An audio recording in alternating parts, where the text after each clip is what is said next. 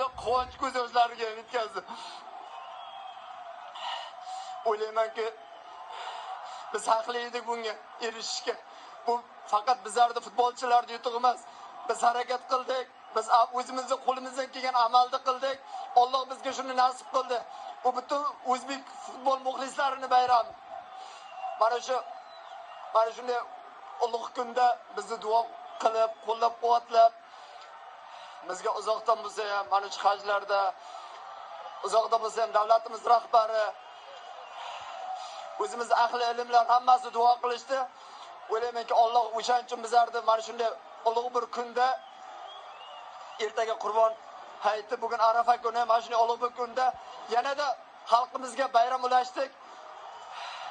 O'ylaymanki, biz buni mana siz aytganingizda 34 yil kutdik.